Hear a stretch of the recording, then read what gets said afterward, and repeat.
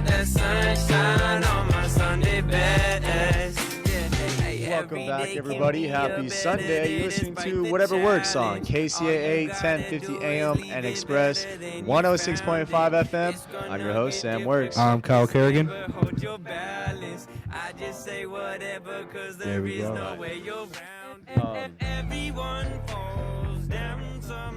Yeah, it's on now. I am Ismail double. There you go. All right. There you go. Let's get it. Happy Sunday, guys. Welcome back.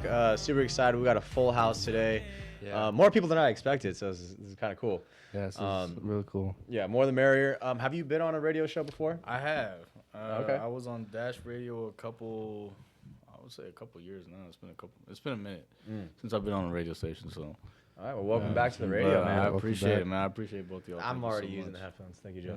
Yeah. Shout out to Bad Genre. We got him Shout in out the to house. Bad Genre, BADGNRE, especially man. Reggie. We interviewed him back in February. Yes, sir. It was in February, yeah. We got the IE's premier Indonesian right there. Yeah. We got premium level Indonesians in the building. Yeah, and before we get started with this interrogation, no, I'm just kidding. With this show, that's crazy. We're going to do a quick shout out to our sponsors. SNJRadio.com. No negative news, no politics, just feel good music. And Clash City Entertainment, your local stop for local music. Mm-hmm. And SNJW, Native Sons of the Golden West, 110, part of the 110 here in Arrowhead. So we actually went to your guys' show. When did you guys? It was in March, right? It was in or April. Bad Genre March. Show was in March? Yeah, it was in March. March. It was March, yeah. was in March. Over in Anaheim at At the House of Blues. House of Blues, yes. man. Real fun night. It was actually super awesome. It Yeah. was, it was a blast. And I want to talk a little bit about that night, and then talk about what you've been doing since then. Yeah. But I want to have the people know who you are, so just give a quick little background about yourself. Yeah, I'm a 29-year-old first generation hip hop / rap / pop / I try to be as versatile as possible type artist. I'm the first one in my family to pursue music from either side. How's that feel? It used to be like shit, like damn, I'm the first one doing it. And now after all the shit that my bad. It's all good. All the stuff that I've gone through and Yeah. all that, it's kind of like damn, I've been doing it for this long. Like it's just especially when you come from I come from an immigrant family as well, so like I said, I'm first gen, so when you come from an immigrant family and you're doing music, it's kind of like you're stepping out of the box. Yeah. So whenever you do that, it's always, it's an uphill battle, but It's a lot of pressure. we getting there though. We getting there slowly. What did your parents think when you're like, hey, Oh, I'm yeah. gonna That was going to be my question. So when they first found out that I was doing music, they didn't really. I don't think they really understood exactly what I was doing, because hip hop and rap to them is obviously like that's a new thing to them. They didn't grow up with it or nothing like that. So they were surprised. They didn't really. I'm not gonna say they didn't support it. They just didn't. Maybe they just didn't understand it. So Okay. that's what it was. But now it's been. So they tried to support it. They but- tried. I think but they didn't know how. I think they used to try to. Yeah, I used to be like, damn, they don't support me or whatever. But now, like looking back, like as long as I've been doing it and as grown as I am now, I kind of see it as like maybe they wanted to support, they just didn't know how. Yeah. So I guess that's always been my dilemma. Like, damn, like. You said you've been doing music for a while. How long have you actually been doing it? I started when I was about 21, 22. So it's about to be about, give me like 2 more years and then it'll be like 10 years. So it's maybe like 8 years. I've been doing music for about 8 years now. So. And what made you like get into the music? Honestly, I used to write like when I was younger, like 13, 14, I used to write short stories and poems and stuff like that. Eventually, funny thing is, I actually didn't know what hip hop and rap even was until like way later than usual people. Like, cause in my house we never used to listen to rap because of my parents and stuff. Like rap and hip hop, like that was like a thing that never really used to be on TV or whatever. So I had no real exposure to it. But then I caught on to it kind of a little later than most people. But when I did, I kind of I was like, yo, this is dope. And then it took off from there. And then it just took off from there. Like I said, I used to write short stories and poems and all that. So that kind of evolved into me writing songs and yeah, just from there, it's been a journey. Who's been like your inspiration in like growing up for like rap and hip hop that like you kind of look up to now? Reggie Levy. Yeah, he's good. I grew up listening to. I don't know, man. Like I grew up honestly. Like I know it might sound corny and cliche or whatever, but I really legit grew up listening to everybody. Like I said, when I finally discovered hip hop and stuff, it was just kind of like a wormhole. Like I discovered so many different genres just based off of just hip hop and just from there music just in general. So I was listening to because Eminem, Pac, Biggie, all these OG artists just because I had people around me that were listening to it. So me personally, I didn't even know what the hell was going on. But yeah, so. And who do you listen to now? I listen to, as of lately, Reggie Levy. Not wrong. No, as these days I listen to a lot of Russ. I'm not gonna lie. Russ. Yeah. Russ is dope, man. He got some hits. I like Russ is dope, man. His whole. I know a lot of people are like, oh, like you never heard a Russ song in the club or whatever. I'm like, dude, he doesn't need to be. Yeah, I was gonna say he sells out stadiums by himself and all that. Like he's dope. Because I feel like it's a different type of vibe that Russ brings out. Yeah, you know? yeah, most definitely. Yeah. But Russ for sure. Jordan Lucas just dropped his album. Oh yeah, Jordan. Yeah, that was pretty dope. He's good. Who else? Tory Lanez. I've been Tory listening to a Lanez, lot of Tory Lanez. I mean, I've been a fan of Tory. Chris Brown. What do I see? Who else? Have you seen any of them like in concert before or anything? I've seen Chris Brown in concert. I've seen Logic in concert. I've seen Kendrick in concert. Who else have I seen in concert? I've seen Meek Mill. I've seen Ray Shrimmer, 2 Chainz. These are all just throughout time that I've been making music, and I just So see them live. when you go to these concerts and you watch these people live and stuff, do you ever take any of that to account to like when you do concerts and like when you perform? That's gonna be my question. Like what do you mean? Like just like how they perform? Yeah, Yeah. like the stage presence of other artists. Because Like, I'm gonna be honest. I see stuff on stage and I love what I see, but I've never really. I'm not even saying it just to be like just to say it, but I've never actually emulated anybody on stage. I legit just whenever I go up on stage, like you feel like that burst of energy and like that burst of nervousness right before you step up on stage. And then when I step on, it's always small. It's just whatever happens. I'm not copying nobody. I'm not emulating nobody. I just Because it was interesting when we went to go see you guys. Obviously there was people before you, performing and stuff. Yeah, most and definitely, each set they had their own way of like performing and getting the crowd going and all this stuff. And you guys were like the grand finale. You know what I mean? Yeah. And you guys hit it hard. It was the Badge on our 4th anniversary show, man. So we had to go all out. We had to go crazy on that. So tell me, like, in that moment when you went on stage, like, how did you feel? Like, do you get the same feeling every time stepping on stage, or was it because it's the thing is, like I said, that jittery feeling that you get right before you step on stage, and then the moment you step on stage is weird. For me, it just completely disappears. I'm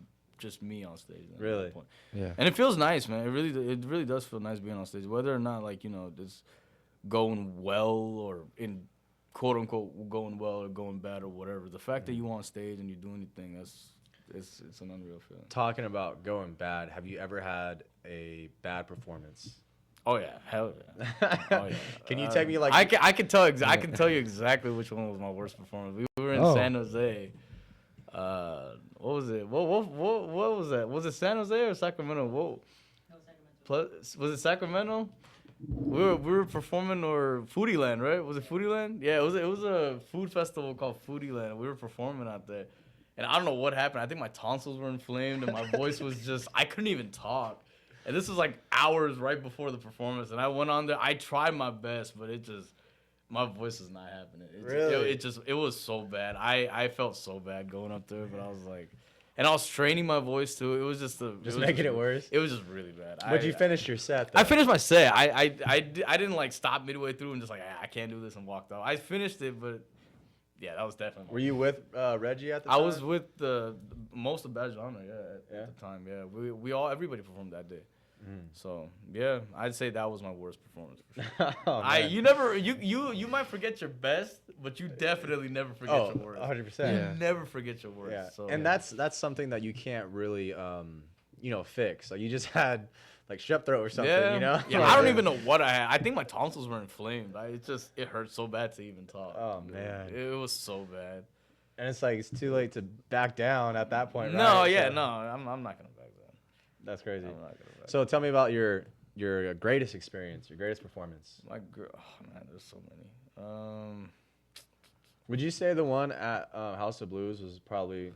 I say there? that was definitely one of them for Yeah? sure. Yeah. Yeah. Because the thing is, like, it's very rare that you have that many of us performing simultaneously on stage. You know Yeah. what I mean? Yeah. It's very rare because it's usually like all the times that I've performed, it's always been just either me with Reggie or me with like somebody else or just like maybe 2 or 3 of us. But when it's like, all of us like and in sync and we practiced and all that, just doing our thing on stage, man, it was dope. And plus like it was a Badge Honor anniversary show, so that made it more special and stuff like that. Yeah. I think one of the best shows I've done was in AZ. My first time performing out of state. Actually, it was Reggie. It was Reggie's set. He invited me to perform with him, so we both actually performed in Arizona for the first time in a different state. That was really nice. That was really cool. Did you perform by yourself? Really that time in Arizona, no. No, it was me and him. It was me and Reggie. We performed together. Is it a different? Have I performed by myself? Yeah, I performed by myself. Is that a different feeling to like perform by yourself than with like someone up there with you?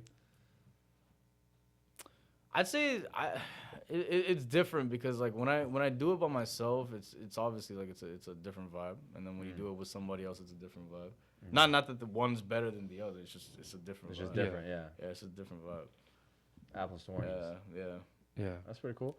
So how many shows have you guys put on since the last time we've seen you guys from the House of Blues? I think. Well, I know Reggie's performed a couple times since. No, you haven't. You haven't. Well, my information's completely inaccurate. I don't know where that came from, my but information is completely inaccurate. No, I don't think I've really performed since then. Have I? I'm trying to think. Have I? No, I don't think I have. This year, I don't think I've really. I've done a lot of traveling this year, more than any other year. But I Yeah, haven't really. you have, huh? I haven't really focused on performing, which I will get to. But primarily this year, my focus was getting my album done. Like that was primarily like I wanted to get it done, roll it out, and that was pretty much. yeah. So let's talk about your album. Yes, sir. What's your album called? Like, what's the details on that? So my album, this is my 3rd studio album. It's titled Villainy, VIILLAINY.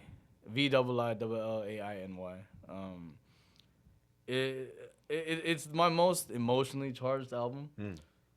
Most of my, not most, all of my music is like it has emotion to a degree. Obviously, like when you're writing and stuff, it involves a lot of emotion. But this one, I say it was very emotionally charged because of the reason that I even decided to do an album. I really, like, after my second album, which was titled Hit Boy, I really didn't want to, like, I knew I wanted to make a project, I just didn't know which direction to go with it. And then basically what happened was, like, some BS went down in my life, and people that I thought were my friends just, they kind of backstabbed me and stuff like that, which led me to writing a song titled Ye Chillin'. Yeah. Which is like, it's a diss track. Yeah. So when I dropped it, it just kind of like it sparked something within me where I was like, okay, I'm gonna make an album where it's like kind of like an alter ego of myself that's like a villain, like it's like a darker side of me. Okay. So that's why I was like, because up till this point, I'd never really done an album like this, where it's like the stuff that I rap about or the way that I rap about it. I've never actually done that before. Is it a little more aggressive? It's aggressive. It is, It's yeah. very, it's like negative tones. It's very dark. But yeah, man, I'm very proud of the album. So this album brings out like a different side. It's a very darker side of me for sure. It's a very Interesting. darker side of me. And do you think that will like help you like when it comes to like publicity and it stuff? was, Like, I mean, it was. I'm not gonna lie. It was nice to see like how people reacted and stuff when because the thing is like I never really showed that side of me before. Like in the cover art of my album, I'm holding a joint.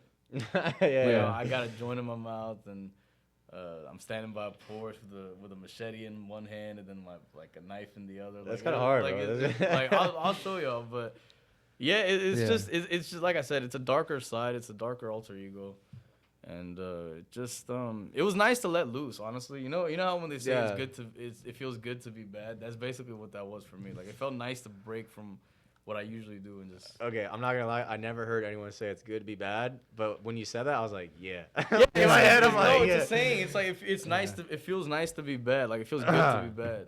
That's So, interesting. Yeah. Yeah, so- because a lot of times we try to like control ourselves from showing like our darker sides. You know Yeah. what I mean? Yeah. But Yeah. doing that, like some people even like, some people like they'll write like letters, whatever, and then instead of like giving it to that person, they just like rip it up. Like Yeah. they just get it out of their system. Yeah. But you're like, you put it on an album and then you put it out. Yeah. You're just like, you know what? One of the things that I really wanted to do with this album was basically kind of it was like the whole theme of it was like if you do end up becoming a villain because of all the like stupid or effed up stuff that people do to you, be a villain to those people who've done wrong to you. Don't be a villain to everybody else. That's kind Yeah. of the whole process, my mind process behind the album, where it was like. Yeah. Yeah, like if you want to be bad to somebody, be bad to those who did bad to you. Don't be bad to everybody. Yeah, it's a valid crash out. Yeah, exactly. Valid Yeah. That's basically the whole purpose of the album. Like valid crash out. That's what I got from the album. I said, yeah. Don't crash out unnecessarily. Just valid crash out. Because a lot of people they get it wrong because like when they're upset and stuff, they take it out on you On when you did every- nothing. yeah. You're like, what did I Yeah. do? And you're like, oh, I'm just like pissed because this is like, Yeah. why are you taking that out on me? You know Yeah. what I mean? Yeah. So you're just hurting other people Yeah. around you that care for you. You know? Yeah, believe it or not, there is.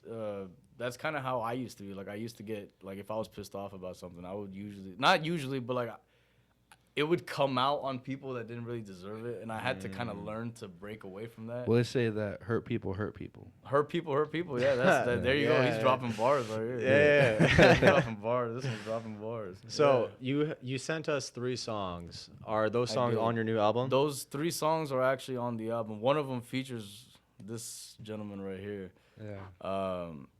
And 2 of them are actually singles that I released pre-album. So I dropped them before the album actually got out. One of them's from the album. Yeah, I'm excited to hear the singles just because like I saw you perform, but you performed with a bunch of people, so it's like I get to hear you. Yeah. you know? I've never actually performed these songs. These are songs that I dropped after. So I haven't performed these. All right, well, so we do have 3 songs to go through, and I want to listen to at least one of them before we go on break. Yes, sir. And we're going on break in the next half hour. Yes, sir. So which song do you want us to play first? You can play Claim.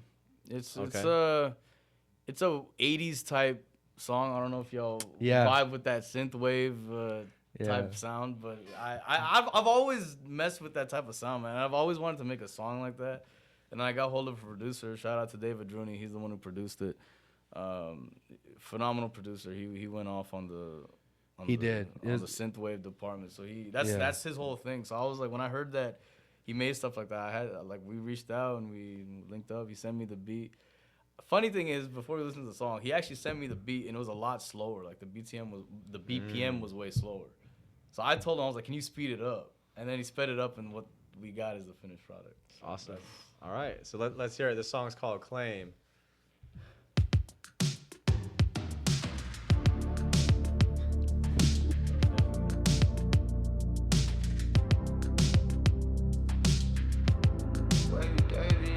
I'm bleeding for a reason. Yeah, she a different demon. Her eyes gon' have you losing all control. She a freak, gon' best believe it. Oh, looks can be deceiving. Girl, you hijack my body and my soul. I can't figure it out, can't help myself. I keep coming around, I need some help. I claim I'm built for this, but she saying, boy, I got you right where I want you. Colder than the rain in the city, messing with my head when she want to. Claim I'm built for this, but she saying, boy, I'll leave you right where I found you. Colder than the snow in the winter, messing with me, saying I'll haunt you. I see the shadow dancing around, wearing a black dress out on the town. She coming to get me, but I gotta stay focused. She got fangs, venom, everything else. Sting like a viper below the belt. Vindictive as they come, I take notice. But I can't figure it out, can't help myself. I keep coming around, I need some help. I can't figure it out, no, I keep coming around. I claim I'm built for this, but she say it, boy, I got you right where I want you. Colder than the rain in the city, messing with my head when she want to. Claim I'm built for this, but she say it, boy, I'll leave you right where I found you. Colder than the snow in the winter, messing with me, saying I'll haunt you. I claim I'm built for this, but she say it, boy, I got you right where I want you. Colder than the rain in the city, messing with my head when she want to. Claim I'm built for this, but she say it, boy, I'll leave you right where I found you. Colder than the snow in the winter, messing with me, saying I'll haunt you.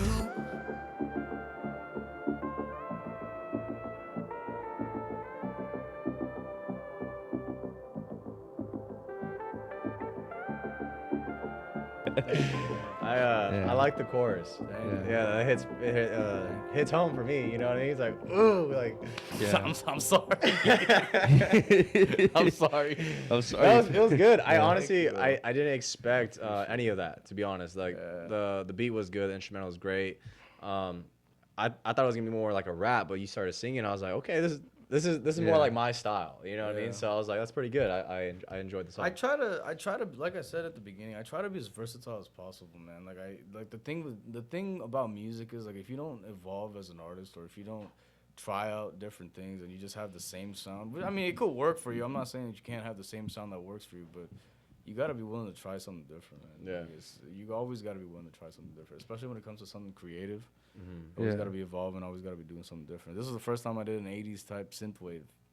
Yeah, I think it worked out. I think it was pretty good. I never knew what it was gonna sound like with my this voice. This gives like stuff, playing Vice City vibes. Yeah. Yeah. And like, you know, the cover like for the album feels like you know those cutscenes for GTA? From GTA, yeah. That's what like I imagined. That's like the first thing I got. Shout out to Andrew, man. He's the Father Drew, man. He's the guy behind like the whole photo shoot that I did and the cover art of my album. He did his thing, and it came out amazing. Just everything that he did with that shoot, it was dope. I'm gonna have to see that. Yeah, he's dope, man. He's really dope. Shout out to Andrew. Yeah, shout out to you. That was a good song, dude. Yeah, thank you, man. I appreciate it. We are reaching the bottom half of the hour, you guys. You're listening to Whatever Works on KCAA. We're going to take a quick 5-minute break, and then when we come back, we got 2 more songs to show you guys, and just a breakdown on his album, guys. So stay tuned, and we'll be back in 5 minutes. Yes, sir.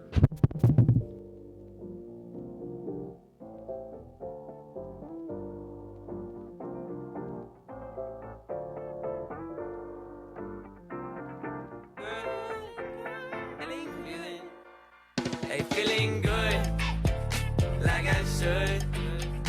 When in dark, I walk around the neighborhood. Feeling blessed, never stressed. Got that sunshine on my Sunday best. Corporate powers are telling us not to worry our little heads about the humanoid robotics they're increasingly employing in America's workplaces.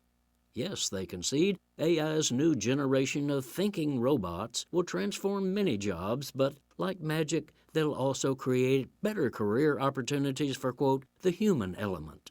Really? Like what? Well, like taking care of all those machines. But wait, can a robot do that too?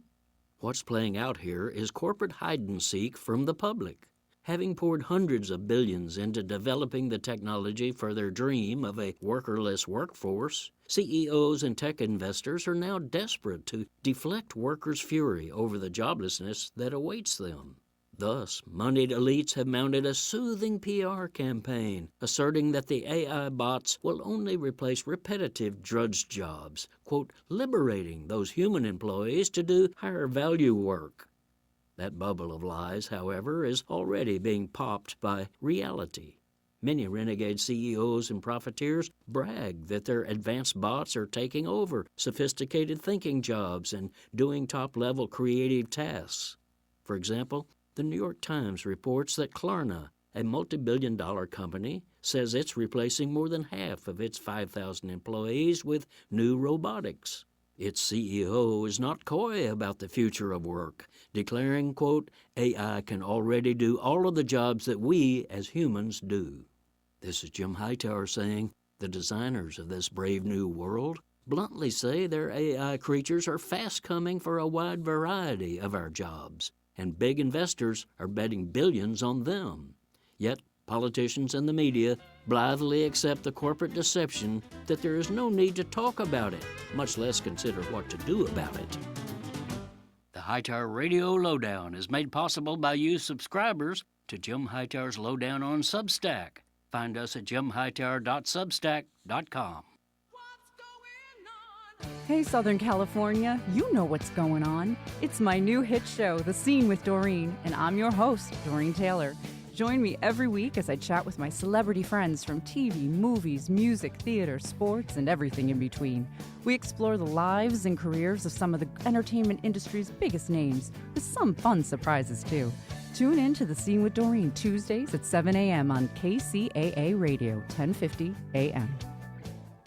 Tahibo Tea Club's original Pure Pau D'Arco Super Tea helps build red corpuscles in the blood, which carry oxygen to our organs and cells. Our organs and cells need oxygen to regenerate themselves. The immune system needs oxygen to develop, and cancer dies in oxygen. So the tea is great for healthy people because it helps build the immune system, and it can truly be miraculous for someone fighting a potentially life-threatening disease due to an infection, diabetes, or cancer. The tea is also organic and naturally caffeine-free. A 1-pound package of tea is $49.95, which includes shipping. To order, please visit TahiboTeaClub.com. Tahibo is spelled T like Tom, A-H-E-E, B like boy, O. Then continue with the word tea and then the word club. The complete website is TahiboTeaClub.com. Or call us at 818-610-8088. Monday through Saturday, 9 a.m. to 5 p.m. California time. That's 818-610-8088. TahiboTeaClub.com. Tune in to The Ferran Dozier Show. Music marks place and time, the soundtrack to life. Sunday nights at 8 p.m. on KCAA Radio. Playing the hottest hits and the coolest conversations. Sunday nights at 8 p.m. on The Ferran Dozier Show. With an array of music, talk, sports, community outreach, and veteran resources. With hits from the 60s, 70s, 80s, 90s, and today's hits. The Ferran Dozier Show on KCAA Radio on all available streaming platforms and 106.5 FM and 1050 AM. The Ferran Dozier Show on KCAA Radio.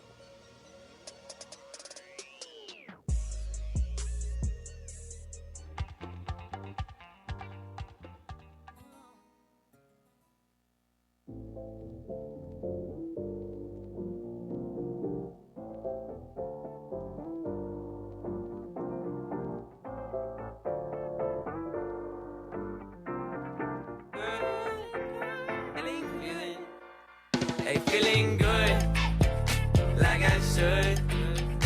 When in dark, I walk around the neighborhood. Feeling blessed, never stressed. Got that sunshine on my Sunday best. Welcome back, everybody. Happy Sunday. You were listening to Whatever Works on KCAA, 1050 AM and Express 106.5 FM, the stations that leave no listener behind. I'm your co-host, Kyle Kerrigan. I mean, at this point, you're the host. But yeah, I'm the other host, Sam Works. And I'm a small double I. Yeah, thank you guys for coming back. If you guys haven't listened to the first half, we will be available later on YouTube, which you can go to KCAA Radio on YouTube and look under Whatever Works file a couple days from now. And I'll be sure to send it off to you guys to badge on us so you guys can promote it as well. Yes, sir. I appreciate it. Man. Thank you. But yeah, so we're talking about Ismail. Yeah, his life. Yes, sir. How he got into music and his new album Villainy, which just came out last week before. It came out last week. Yeah, last week. 9th. Came out last week. 9th. And it's a solid album. It was definitely different than his last projects. I had to do it for India. Yeah, you had to do it for India. Had to do it for India. Yeah. Oh man. But yeah, no, it was electric. The last song that you played before the half was called Claim. Claim. It was called Claim. Claim. So if you Yes, guys want sir. to listen, we'll have it available on YouTube in a couple days. But yeah, so talk about the album a little bit before we get into the next song. Mhm. What kind of was the like how long did it take you to make it? I want to say about a year. Usually year. albums take me about a year, cause I don't really like to rush. 1, 2, I just didn't know with this specific one. I just really didn't know what direction to take it. Yeah. For like the longest time, it was just kind of like a shelved idea where I was like, because I'd already released Ye Chillin', which is ironically the first song that I recorded for the album, but it's the last song on the album. Yeah. So it's the very last song. It closes out the album. It's the diss track. So I'd already dropped it, and from there, the idea of like a darker alter ego type album was just, it was kind of like shelved like in my brain. It was there, Yeah. but I wasn't really like, it's not that I wasn't taking it seriously. I just didn't have like just mental process enough like to just kind of get it through and stuff like that. It just, there was a lot going on in my life, and I was just like, yeah, I need to. And then I did focus on it. And it took about a year. Okay. So I'd say it took about a year. Are you the type of artist, like when you release projects, to like just kind of put songs where they go, or do you have like a method on where a song goes in the album? This one for sure, I think I did have a method to it. Usually, Okay. I mean, I'm just like whatever sounds good in my brain. But this one I had a method because it was like I start off with the first song, which is called One, WON, but also it's the first song, so it's like a double thing for that. So it's One, and then it goes to Please, which is a song with Reggie Levy, and then it goes to Blue and Red, and then it goes to, I think it's Claim. But my point is, like, every song has its spot there because I, like, for a specific reason. Like, Okay. it was like, if this song is, like, high up here, this song is, like, more chill. And then this song is, like... Does it play like a story, or is it just No, by vibe? It's not a story, it's just vibe. Yeah, okay. It's like I said, every song is different from one another. There's no two songs on the album really sound the same. Right, yeah. They're all I've different. noticed that, yeah. Every single one is different. So, yeah, that's kind of how I was going about it. It was just whatever sounded right, and just it felt right to put the songs in that order. So we got 2 more songs. What's the next song you want to play? The next song you can play is Please. Featuring Reggie Levy.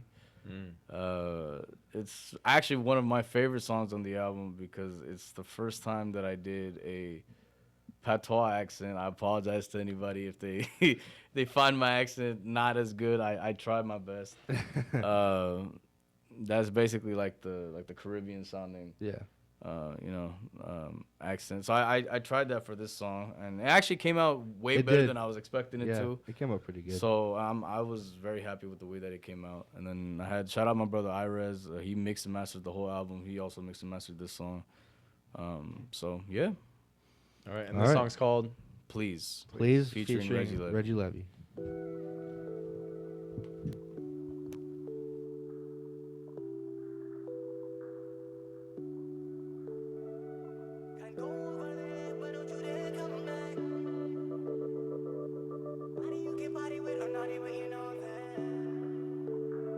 Yeah, you can go over there, but don't you dare come back.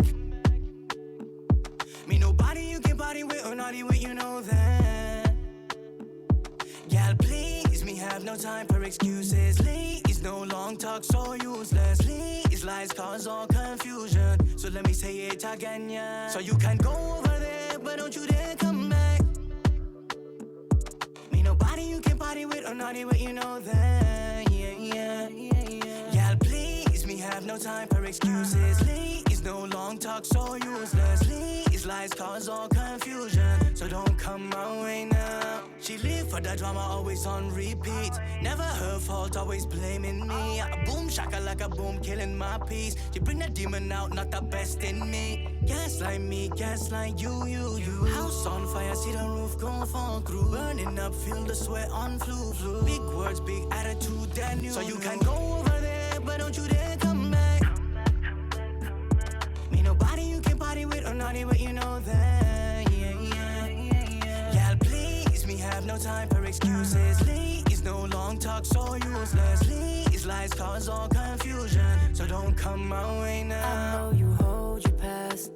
I know you called him back. I know you showed him that I am different from the man who ain't told you facts. I need a gal who walk for me. Proceed to fall and call for me. Just please respond impulsively. Don't waste my time, girl, honestly. Yeah, you can go over there, but don't you dare come back. Me nobody you can party with or naughty with, you know that. Yeah, please, me have no time for excuses. Please, no long talk, so useless. Please, lies cause all confusion. So let me say it again, yeah. So you can go over there, but don't you dare come back. Me nobody you can party with or naughty with, you know that. Yeah, please, me have no time for excuses. Please, no long talk, so useless. Please, lies cause all confusion. So don't come my way now.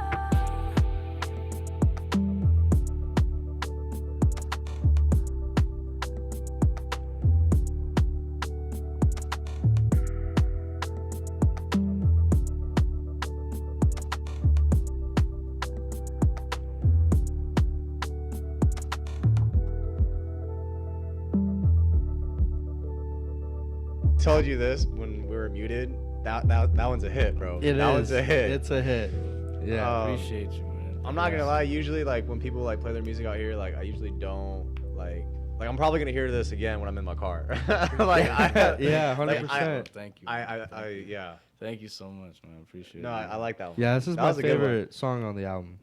Yeah. This Yeah, one, I dropped this as a single. Shout out my brother Reggie, man. He did his thing on there. It's crazy because I told him to hop on this song. I was driving home from LA. I was driving home. The studio's on the way home from LA. So I was driving home and I called him and I told him, I was like, yo, there's this song that I hear you on and I want you to hop on it and I'm gonna put it on the album. Like I'm gonna drop it as a single, but I'm gonna put it on the album. He was like, what's the beat? And I was like, I'll show you when I get to the studio. So I showed him the beat, I showed him the hook. And he was like, all right, let's do it. Honestly, I didn't even know what it was going to come out sounding like because it was my first time doing a song like this. So I was like, let's see what happens. And then he did his thing, I did my thing, and boom, the rest is history. My sister and I, when we listen to songs, we're always like, oh, like, guess what this person looks like. Oh, I would not have guessed. Yeah. But no, it reminds me of some of the songs that I used to like listen to back in the day. And but it just hits the right spot when I hear it, bro. Especially your hook's fire, bro. I like it. Thank you, bro. Yeah. I can see myself like if this song was like at like a club or something, like I already know my moves. In my head, bro, I'm like daydreaming while the song's playing and it's like in the background I'm just like it's a good song. I really like that. We actually have a music video in the works for that one, so I'm excited to see that. Yeah. Please let us know. Yeah. Oh man. There's a music video. I almost started singing along, but I was like, I really don't know the words, other than please, you know. Like that's my cue, just please, you know. Basically, when I get annoyed with somebody, you can go over there, but don't you dare come back. Yeah. Hey, honestly, I thought that was like, I was like, that's tough. Like It is. Yeah. Yeah, it's basically like it was kind of a time in my life where it was just just so many people were just leaving my life and stuff like that for one reason or whatever. It was just kind of like, okay, so if I'm so easy for you to dispose of, don't come back. That's kind of what the hook is about. Like, if you go over there, don't come back. Like, go over there as in, like, stay if over you want to there. leave, like, my life, if you want to choose to treat me like a villain, so to speak, then stay over there. Like, don't do this back and forth, flip-flop BS. Like, one day we're cool, one day we're not. Like, no. Like, either be cool with me or just stay over there. Like, I don't 100%. I don't. Yeah. I You don't know, I've like been that. bumping reggaeton for a while, so yeah, Reggaeton, yeah, Reggaeton, yeah. So this is gonna be in the queue I for a while, appreciate for a you. while. I appreciate you, man. That was a good song. Yeah, I really enjoyed it. Thank you, bro. Thank you. I'm trying to figure out what that song, what the song it reminds me of. It was like a mainstream song, but like it kind of like plays with it. You know what I mean? I'm just like, man, this is My really whole good. thing with albums and projects in general is that every song on the project should have value enough to be a standalone single. That's always how I've thought of projects. Now, whether or not is it strong enough to be a single, in my mind it is, but to somebody else it might not be. But Yeah. the way I think of it, every song on an album or a project or an EP should be strong enough to be a single. That's how I've Okay. always seen it. So that's why every song I try So to like you don't do skits or anything? skits. I mean, I do TikTok. Well, I mean like on albums and stuff. On albums and stuff, no, I haven't Yeah. really done like a skit or nothing like that. Like I know how some people they Yeah. have like recordings of like skits and stuff. I've never done that. Yeah, I've never done that. Does any of your songs in that album have music videos to them, or? As of right now, no. Actually, none of them have music videos. No, but I am gonna drop maybe like 4 or 5. Yeah, because it's music videos for interesting the when you hear a song and then you have like your own music video that plays in your head, and then when you watch the music video that they Yeah. created, it's almost like, does it match what you know? Yeah. It's pretty interesting. It's almost like reading a book and then watching the movie. Yeah, music know? videos are like time capsules for me, man. At this point, because sometimes, like even when we're just chilling at the studio, we'll sometimes pull up our music videos and stuff, and you're just watching it, and you're like, damn, like I was doing so like this and that at that point of my life. I was doing this and that at that point of my life. That's when we recorded this. That's what I was doing at that point. That dating this person, talking to that person. Like it's just everything comes flooding back when you watch music videos that you've made and stuff. I'm kind of like hearing that. It's so true, and I'm kind of jealous that like I don't have music videos of my own. You know what I mean? Yeah. Because like I'm not the type of guy to like take pictures or take videos. So it's yeah. like your little time capsule. Like I don't have one. You know what I mean? No, you do. If you hear a song, That's don't true. it take you back to a certain point It of your does. life? It does. Like Absolutely. if you hear, like say like a song that was either a traumatic memory or if it was something that like really like stuck with you, like you hear it, you instantly go takes you right back. back to that memory. You think about that, even if you haven't heard that song in years. Like, so everybody has a time capsule of some kind. That's crazy. Yeah, I like the way you think, Ishmael. Everybody got Because like I was at first, I was like, oh, I'm lost, and then you're like, no, you got one. I was like, oh, you know what? He's right. I was like, yeah. Everybody got a time capsule, yeah. man. Everybody got a time What's crazy capsule. is like when you like forget about that song, or like you just haven't heard it in years, and Yeah. then, like all of a sudden it pops up. You're like, Yeah. whoa, or like that sense of smell, like Yeah. you smell it, but you don't know like where the origin's from. You're like, Yeah. whoa, like Do but you you know know- it's childhood type Do stuff. you know why that is? Because your No. sense of smell is linked to your memory. Scientifically, your sense of smell is linked to You your know memory. what? I did hear about that Yeah. because when my grandma got dementia, they said that if you ever want her to remember stuff, it's like cook her favorite meal or something. Yeah. Because it was like they smell it and then it's like Yeah. right back to where they were. It's, Yep. it's wild. Yep. That is crazy. Yeah, scientifically, sound and smell are some of the strongest memory restorers. So, Yeah. So somebody see that. stank one time, and they You're walk like- back into they walk back into the room, and you go be like, oh, well, man. there they are. There they are. They're here. They're here Somewhere. They're here. That's pretty But- cool. So you only have what, 9 songs on So your yeah, album? I have 9 songs on the album. I've always done this thing from the beginning of when I started dropping music that if you ever want to know how many songs are in my project, just look at the title of the project. So my very first album was Marzi, M-A-R-Z-I, 5 characters or 5 letters, 5 songs. Second album was Hit Boy, H-Y-D-B-O-I-I, that's 7 letters, 7 songs. My little EP after that I dropped, which was titled OD3, 3 characters, 3 songs. This one's Villainy, V-I-L-L-A-I-N-Y, that's 9 letters, 9 characters, 9 songs. Bro, that's low-key kind of genius. I've always done that. Like that's always been my thing, and I always do odd numbers. For some reason, it just always ends up being Okay. odd numbers. What the heck, I bro? never do even. It's always odd. You think anyone would have caught that? I don't think it's one of those. It's one of those things where it's like if I say it, you're like, oh my god, it's there. I That's don't like think a Reddit anybody. thing. Yeah, it's like one of those it's like one of those things. Yeah. It's just something that I Yeah. like to do. I'm Yeah. like I don't know. Since the beginning, I've always done that, and I've Well, always that's kept tricky, it like that. dude. You have like Yeah. you put on like 15 songs. Like, all right, what's a 15? So if I do 15 letter word. so if I was gonna do 15, I would have 2 words. Like I would break them No, up. okay, yeah, Or maybe yeah. I would have like one word that's 15 letters. It just really a little depends. hyphen in the middle. Yeah. So it just really depends. That's pretty So, cool, bro. Like, Yeah, it is. It's little like details like that. that Yeah. just, you Yeah, know, put Reddick's on gonna top. go crazy. Yeah. This is actually the first time that I put my double I double L the part of my name into an album title. I've never actually done that. I've had double I for Hit Boy, and then Marzi was one I, but double I double L and the Villainy, I was just like, nah, that's it right there. That's the name of the album. So. You know, I'm actually excited to hear your third song because like I like the first one.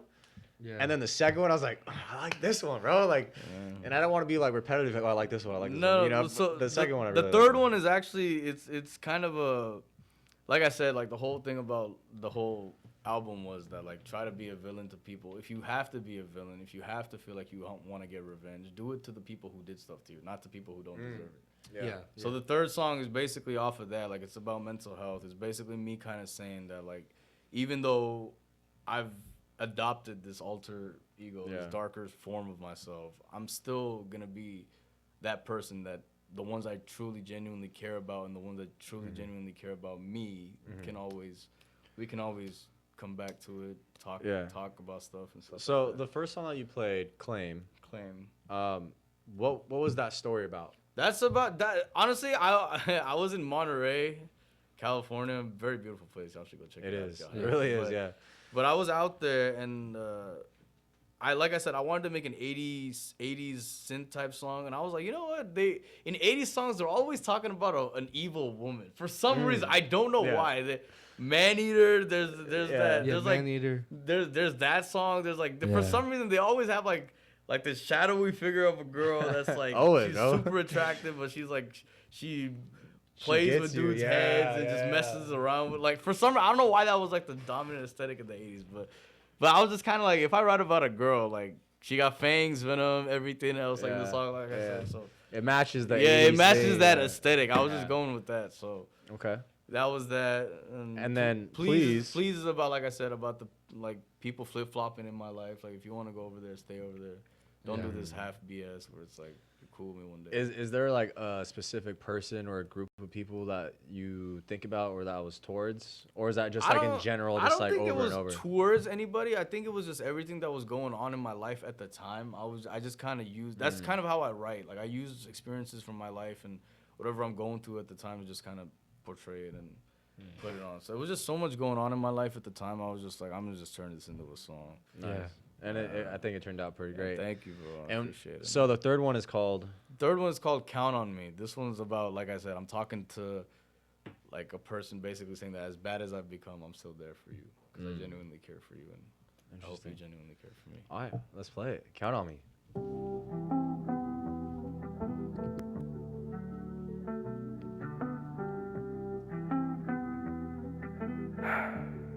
See, crazy thing about mental health is that you don't realize how bad it's gotten until it's too late. So this one's for y'all. You can count on me to be there when you need someone to talk to. Count on me to guide you when you think you made the wrong move. Hit me up, I'll be there. I just wanna show you you can count on me. Yeah, count on me. I'm saying you can count on me to be there when you feeling like you by yourself. Count on me to guide you when you notice there's nobody else. Hit my line, I'll be there. I just wanna show you you can count on me. Yeah, count on me. I know you feel lost sometimes. I know that you've been going hard, you on your grind. But if you feel like you alone, you got my time. I'm putting out my hand, you can reach and grab mine. Trust me, the world can beat you down, mind spinning all around. I can help you navigate, we getting home now. Cause I've been down this road, and God only knows. I've been hurting lonely too, but I don't let it show. You've been dealing with them clouds, cooped up all up in your house. Smoking, drinking more and more, curl up all up on your couch. Tears streaming down your face, you've been sleeping in all day. People asking you what's wrong, but you got no words to say. Just know I got you, and you know I got you, Just know know I got you. I got you, yeah, you know I got you. You can count on me to be there when you need someone to talk to. Count on me to guide you when you think you made the wrong move. Hit me up, I'll be there. I just wanna show you you can count on me. Yeah, count on me. I'm saying you can count on me to be there when you feeling like you by yourself. Count on me to guide you when you notice there's nobody else. Hit my line, I'll be there. I just wanna show you you can count on me. Yeah, count on me. You can count on me to be there when you need someone to talk to. Count on me to guide you when you think you made the wrong move. Hit me up, I'll be there. I just wanna show you you can count on me. Yeah, count on me. I'm saying you can count on me to be there when you're feeling like you by yourself. Count on me Just checking to see if you're doing alright. That's all. So if you get this, hit me back. I love you. So, yes, sir. Yeah. So That's the third song. okay, so the whole thing I get from the album when I first listened to it was like people can paint you the villain, but you're not really a bad guy. Yeah. Yeah, Yeah. I guess you could say it's you know, as bad as stuff gets, as bad as life gets, and if you must become a villain to the people who did some BS to you or whatever, you still gotta have that side of humanity to Yeah. yourself. Like you can never completely just let yourself dive head This is a first. solid album. Yeah. Thank you, bro. I Yeah. appreciate Yeah, it. 3 out of man. 3 so far. I appreciate it. Man. Yeah. So in my that last one was actually perspective. produced by Reggie as well. He produced that one, so. I can see him head bobbing. I was like, yeah. So I think you do really good with the hook lines and the lyrics and all that. Is there, whether it's like your performance or just where you're near the studio or just like time or anything, like what is something that you think you need to work on in terms of like your own growth? Me personally, I think what it is I was telling Reggie the other day, I was like, from where we've started, like it was funny, right? Because like when you first start making music, like yeah, you're like, oh, my song's dope. Like you hear yourself on the track and you're like, yo, this is dope. But do you actually listen to it as like a mainstream song, like as you would a mainstream song? That's kind of how like I've seen growth between me, like myself first and foremost, but like all the like people that I came up with and stuff like that. I genuinely find myself listening to my music and our music just as like a normal song in rotation. That's how I know we progressed. Yeah. Because it's like I've seen myself from within myself, and I'm not trying to toot my own horn or whatever, but my vocal range has changed dramatically from when I first started. Like I never used to be able to like harmonize like that or vocalize like that before. And same goes for everybody else. So that I came up with, they've came up tremendously. They've improved tremendously. I know I have. So yeah, I guess that's what I'd say. Like just never think you know everything. There's always, as an artist, you always have room to improve. You always have room to change, evolve. Yeah. That's awesome. There it is. So, go ahead and link people to your Instagram, to your music. Yeah. You know, where can people find you? My music is on all streaming platforms: Apple Music, Google Play, Spotify, all that. If you just type in IISMAILL, that's Ismail, you'll find me. That, like I said, the name of the album is Villainy. My Instagram is IILL Tivity, TIVITY. That's Okay, there you go. Yes, sir. Yeah. Awesome. Well, thank you. Thank you for coming I on. appreciate you. Yeah. So much. Good stuff, dude. I enjoyed it. It was good. All right, so we got I appreciate Ismail. Yes, sir. Another bad genre. Who's next? Who's next? Who's All right, next? you guys. Reno. Reno's next. Happy Sunday, everybody. Stay Happy blessed Sunday, and yo. see you next week. Stay blessed. Walk around the neighborhood, feeling blessed, never stressed. Got that sunshine on my Sunday best. Yeah, hey, every day can be a better day despite the challenge. All you gotta do is leave it better than you found it. It's gonna get difficult to stand, but hold your balance. I just say whatever, cause there is no way you're around it. Everyone falls down sometime, but you just gotta KCAA Loma Linda and 106.5 FM, K293CF Moreno Valley. You're listening to an encore presentation of this program, KCAA, the Inland Talk Express. The views and opinions expressed by individuals on the following program do not necessarily reflect those of the network, Guys Guy Radio, and its platforms. It's Guys Guy Radio. Here's your host, Robert Manny. Welcome to Guys Guys Radio. This is your host, Robert Manny, welcoming you to the show where men and women can be at their best and everyone wins. Guys Guys Radio. We're here to inform you, inspire you, empower you, and get you to think, feel, and who knows, maybe even act by virtue of the journeys, stories, experiences, and insights of the guests I bring you each and every week to the show. And once again, this week is no exception. Today, we're going to talk all about quantum physics, quantum living, and our special guest is a return guest. He's one of the foremost researchers and pioneers in the quantum physics and science area, and he's also a spiritual practitioner. I'm talking about Amit Goswami, PhD. He's just an amazing guy. He was a professor at University of Oregon, and he started a movement called quantum activism, and it's all about factoring in quantumness, or possibilities, if you will, into everyday life. Now, it's kind of a tricky concept for a lot of people to process, and we've heard the term quantumness and string theory and all other kinds of stuff that has to do with quantum living and quantum physics and quantum science. Dr. Goswami has really taken a deep dive on all aspects of quantumness, and he has a whole bunch of books on it, and we're going to get into what is quantum physics, what is quantum, and do it in a way, hopefully, where we can apply it to everyday living, because I know it's kind of it's an out there type of concept, but it's real and it's part of our living. It's just when you hear the word quantum, you think of, what is that? Is that something in outer space or something really woo-woo? But it's not. It's about physics. It's about science. It's about kind of the cornerstones of how we live. So the more we can learn about it, the more we can learn how to apply the possibilities to our everyday life. And that's what we're going to do with Dr. Goswami today. We're going to get into the day-to-day living. I have a whole bunch of questions for him about what quantum means and how we can actually apply it to our lives in a practical way to help us live our best versions of ourselves. So I think you'll enjoy the show, and Dr. Goswami is just a really sweet guy, and he is brilliant. So we welcome him back to Guys Guys Radio. It's Guys Guy Radio.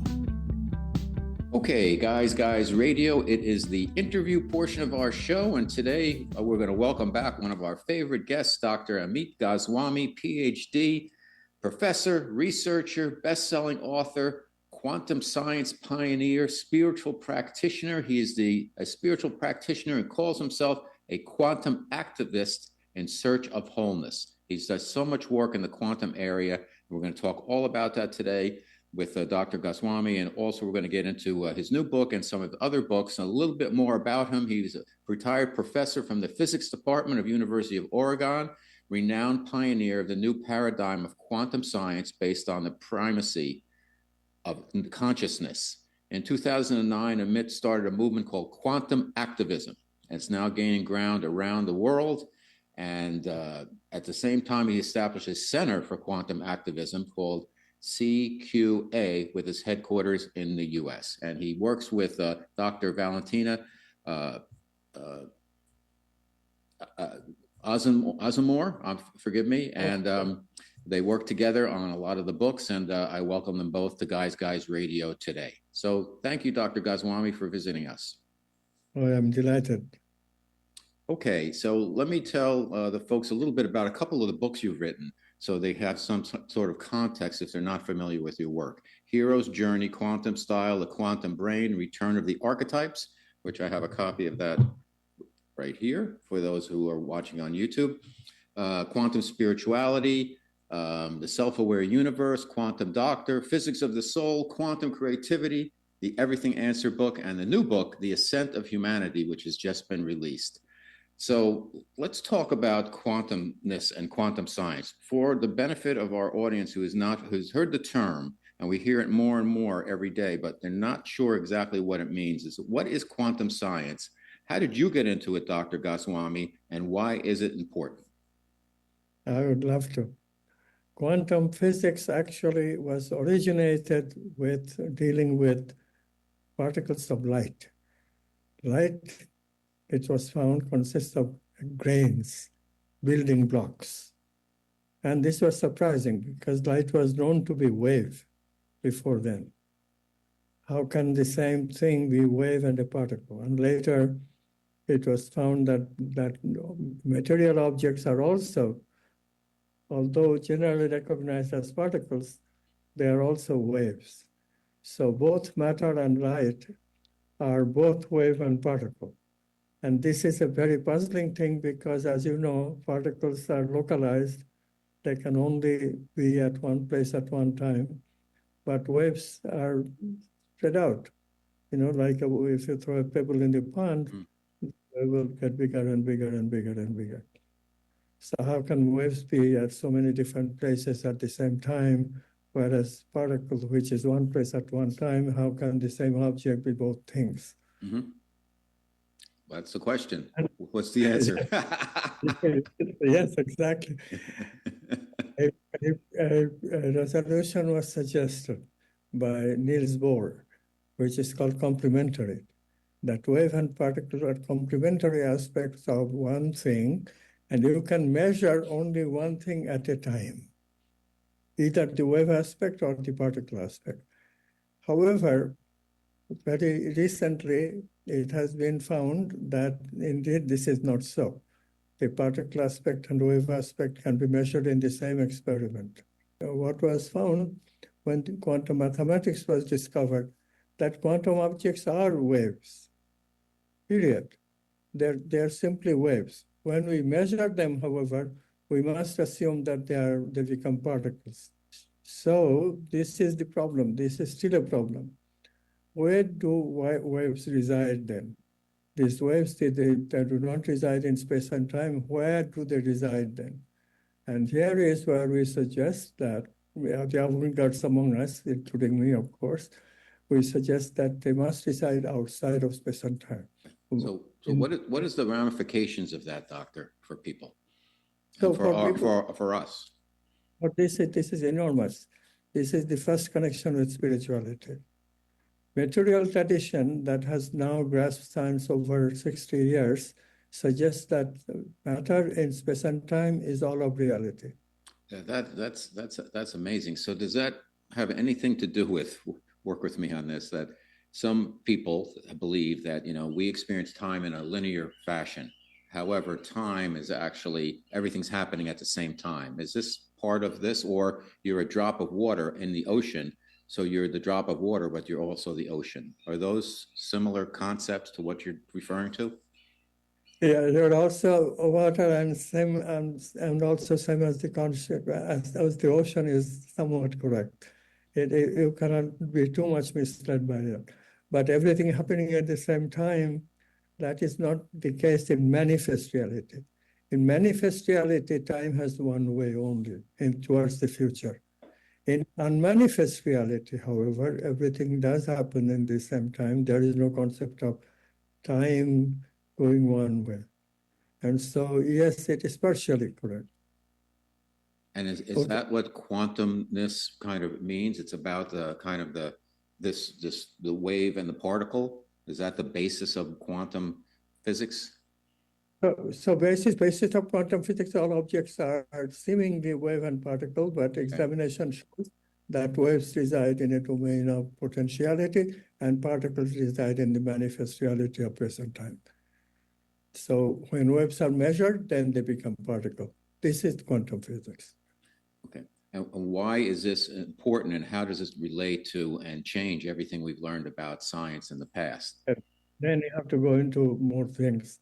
So the more things came when, first of all, Einstein, Podolsky, and Rosen, three great scientists, they discovered that in the domain of potentiality, if two objects are correlated, then they can connect without any signal across any distance. This is called non-locality. If two objects are correlated, how are they correlated? They are correlated by coming close and interacting.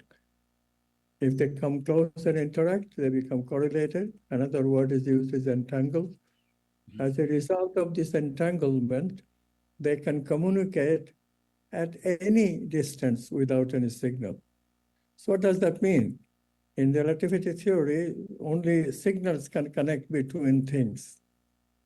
Without any signal, nothing can propagate. And that means that every propagation takes a little time because signals have a finite time to move around space. Shall I continue? Sure. Please. Okay, so the third thing was started by John von Neumann, another great scientist. So he was concerned about the measurement problem. How does exactly the wave becomes a particle upon measurement? How does it happen? He proved a theorem on the wave. The theorem says that no quantum wave can be transformed into a particle. No quantum wave can transform into a particle with just material interaction. Very important. Listen very carefully. With material interaction, no wave can transform into particle with just material interaction. But what does that mean? That means non-material interactions have to enter.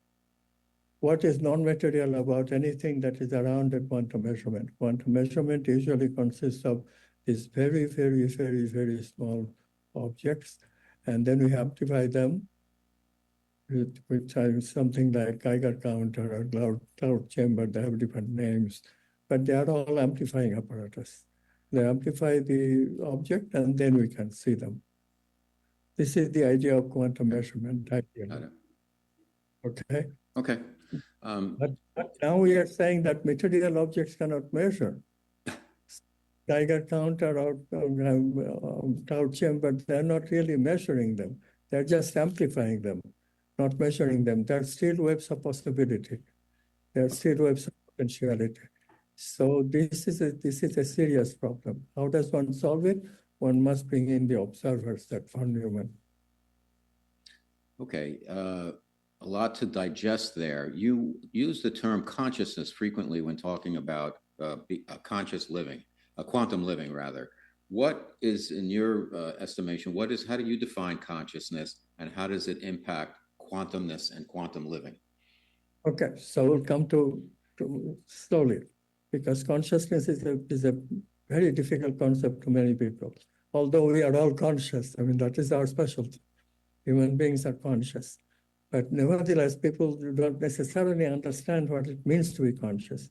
So first of all, what we experience as consciousness is a subject-object split.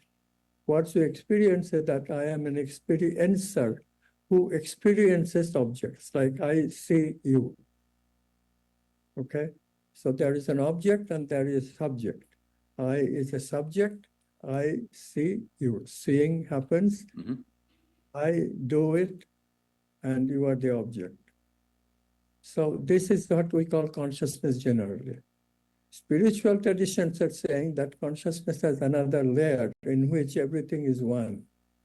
Consciousness is the ground of everything. Okay. So this creates a spiritual tradition. Two domains of reality, one is non-manifest, in which consciousness is oneness, and the other is manifest. Manifest consciousness divides into a subject and an object. So this is so far good? Yes. Okay, then quantum measurement theory. Bring back quantum measurement theory.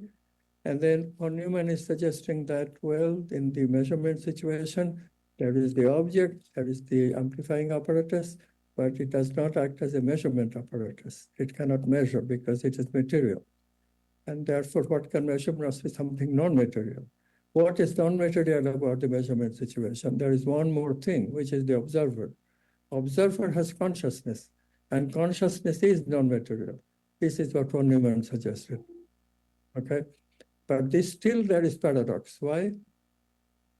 And then this is a beautiful paradox. If two people simultaneously try to measure a quantum object at the same time, two people at the same time simultaneously try to measure one quantum object in the same experiment. Some von Neumann is suggesting that the observer chooses the state of the particle where the particle will appear when it is measured, because particle has many possible places to appear.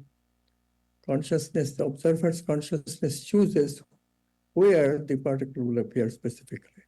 But if there are people with consciousness, then they can choose different places for the particle to appear. No particle has ever appeared in two places at the same time. That's the definition of a particle.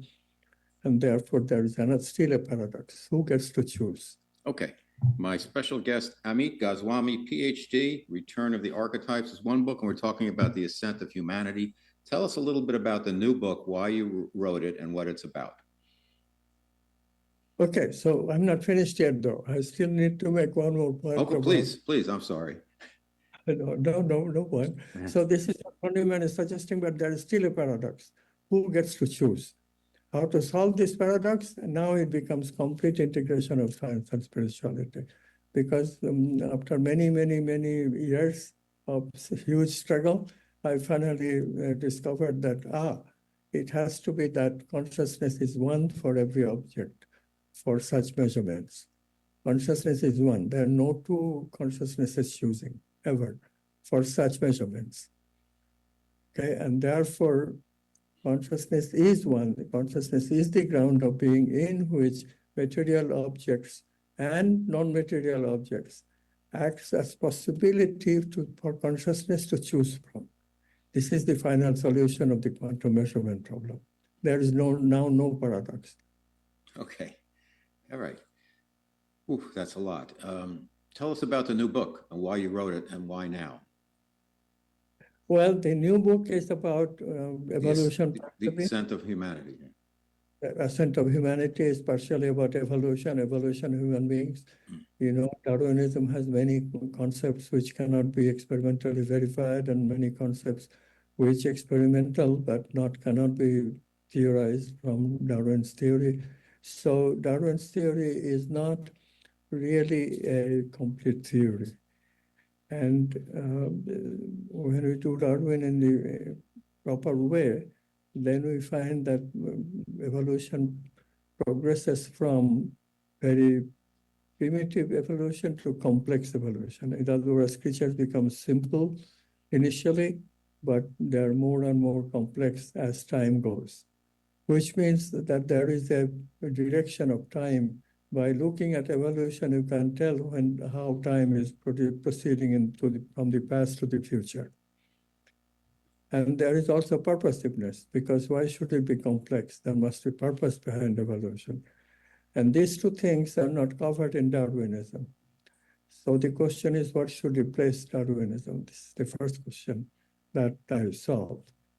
But why is it important to solve? Because once we figured out that, yes, there is a future to humanity, in Darwinism, there is no future. Time can go both in the past, or in other words, object can be both simple to complex and complex to simple. There is no barrier from going from complex to simple.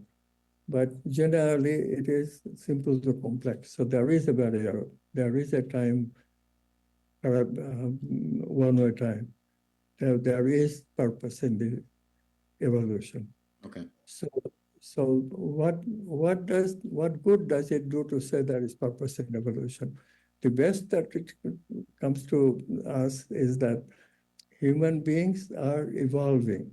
They are the epitome of evolution right now. But human beings, obviously, by the same token, can even evolve further towards better and better. Of course, better and better has to be defined. In Darwin, there is only survival. So there must be something bigger than survival. That was discovered by Abraham Maslow and spiritual traditions for many millennia, which is that there are survival needs and there are also higher needs. When survival needs are fulfilled, then people follow the higher needs and try to fulfill them. It is this high fulfillment of higher need that produces the future of humanity. And in fulfilling the higher needs, human beings become better and better and better and better and better. This is the idea of ascent of humanity, is forever ascending. Okay. Here's what I'd like to do now. I think we kind of went down into the rabbit hole a little bit as to, you know, the foundation of what quantum physics is and quantum living is. And I think I'd like to ask you some questions about just really about some concepts that people have heard about. They're not sure what they mean. We'd like to get your perspective as a quantum physicist on them. So how about, let's start with timelines, shifting timelines. Some talk about, you hear about this more and more, that you have to raise your frequency and get into the right timeline. What does all of that mean, and is it true? Well, time, say it again, I didn't quite understand the question. Okay, timelines, the shifting of timelines. Is this something that you explore at all and with your quantum studies? Timeline. Yeah, timelines. Timeline shifting, where so apparently there's a lot of things that could happen at the same time. Okay, so this is the thing. In the domain of potentiality, everything is at the same. I mean, it's not quite that. What it is that time and space does not exist in the form that it exists in space and time, where there is definite flow of space, the space is distributed, and there is also time, which is one-way time, goes from past to the future. This is in the manifest space and time. In the unmanifest, all this is part of consciousness, that part of that oneness. Okay. Space exists as a parameter. Time also exists as a parameter. As a parameter, they can go both ways. Time can go both ways, space can be everywhere. As parameter, though, they're not real time, they're not their real space. When the wave collapses into a particle, then time becomes one way and space becomes everywhere. Oh, I guess my question is, can humanity, if everybody raised their frequency, can we shift the trajectory of the timeline of what's going on the planet and what may be in place for us? We cannot shift the one-wayness of time in any which way. The one-wayness of time is imposed upon us, just as we cannot shift the space that comes around when unmanifest is manifest. So these things, human beings are not handleable by human beings. Human beings cannot shift, although people make various comments or in popular magazines about people has possibility of time travel and all this, but quantum physics does not allow it. Does not allow time travel. There is no way that we can shift time, one-wayness of time. Time always flows from the past into the future. And similarly, space is everywhere, that also cannot be changed.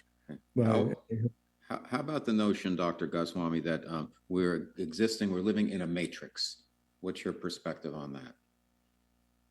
Well, the matrix is a very interesting idea, but it's an idea originated in a film, and we'd better stay as the film.